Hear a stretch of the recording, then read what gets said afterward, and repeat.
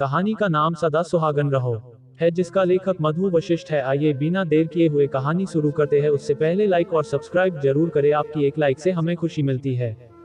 सर्दियों का सवेरा भी आंधी रात ही लगता है, पर दफ्तर भी जाना है, बच्चों को स्कूल भी भेजना है, इसलिए उठना तो है ही।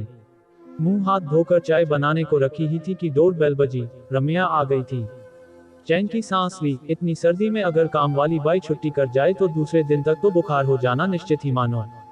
भयंकर सर्दी में भी 6 बजे से पहले पहुंचना इतना आसान तो ना था, जबकि उसका घर भी मेरे घर से काफी दूर गांव में ही था। मालूम नहीं वह अपने घर से कितने बजे चलती होगी। चाय उबल गई थी। मैंने चाय दोनों के लिए कप में डाली और फ्रिज में रखे रात के चावल माइक्रोवेव में गर्म करके रम्या को दे दिए। कई बार मैंने महसूस किया था, जब मैं किसी और काम में व्यस्त होती थी और उसे पहले चाय गर्म करके और कुछ खाने को ना दे दूं तो तब तक वह बेचैन ही रहती थी। कई बार तो अत्यधिक व्यस्तता में मुझे गुस्सा भी आ जाता था और मुझे ऐसा लगता था सुबह सुबह मैंने काम वाली बाई नहीं बल्कि कोई मांगने वाली को बुलवाया है। लेकिन फिर अपने ख्याल पर ही मुझे शर्म आ जाती थी। बच्चे का भी काम छोड़कर मैं पहले उसे कुछ खाने को देती थी। जाने वो कब से भूखी होती थी। अभी कुछ दिन पहले सवेरे सवेरे उसे देखकर मैं चिल्ला ही पड़ी। बिल्कुल फटी हुई, मिट्टी में सनी, गंदी धोती पहनकर वह घर में घुस रही थी। मैंने उससे पूछा, क्या तुम्हें एहसास है कि तुम पहनकर क्या आई हो? मेरे बर्तनों को तो इतने गंदे हाल में छूना भी मत।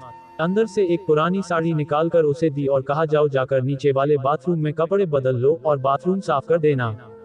मन हुआ उसे अभी यहाँ से जाने को कह दूं, लेकिन इतनी सवेरे आने वाली कामवाली बाई का मिलना बहुत मुश्किल था, इसलिए चुप लगा गई। आखिर मेरी भी तो मजबूरी थी। ऑफिस में मुझे भी तो समय पर पहुंचना होता था। सुबह 8 बजे तक वह मेरे घर का सारा काम निपटा देती थी। कई बार मैंने उसे भीगी आंखों से भी काम करते हुए देखा था।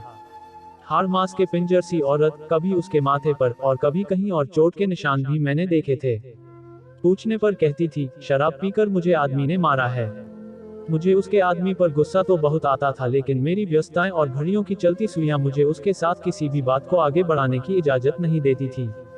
हाँ, उस दिन मुझे जरूर उसके पति असहनीय गुस्सा आया था जब उसकी जेठानी ने आकर बताया कि अब रम्या नहीं आएगी।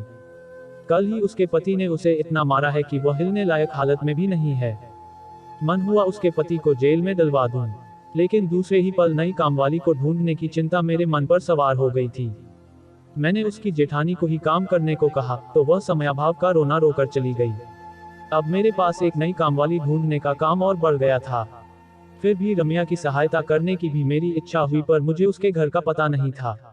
रम्या को गए हुए बहुत दिन हो गए थे। अभी मेरी नई वाली कामवाली ने बताया कि कच्ची शराब पीकर मरने वाले लोगों में रम्या का पति भी था। तो उस राक्षस के मरने की खबर सुनकर तो मुझे बहुत अच्छा लगा। पिछले इतवार जब दरवाजे की घंटी बजी तो बाहर जाकर देखा, एक सुंदर सी स्त्री सलीके से बंधी हुई सीधे पल्ले की साड़ी में मुस्कुराती हुई बाहर खड़ी थी। इससे पहले कि मैं कुछ बोलती वह मुस्कुराए और बोली, भाभी पहचाना मुझे? मैं हैरान सी एकटक उसकी ओर देखती रही। वह बोली, रम्या। मैंने उसे अंदर आने का इशारा करा। मुझे उसे देखकर बहुत खुशी हो रही थी। वह आई, बैठी और अपने बारे में बताने लगी। बोली, भाभी, अब मैंने अपने दोनों लड़कों की शादी कर दी है। मेरी दोनों बहुएं मेरा बहुत ख्याल रखती है। मुझे इतना प्यार करती है कि कोई काम ही नहीं करने देती।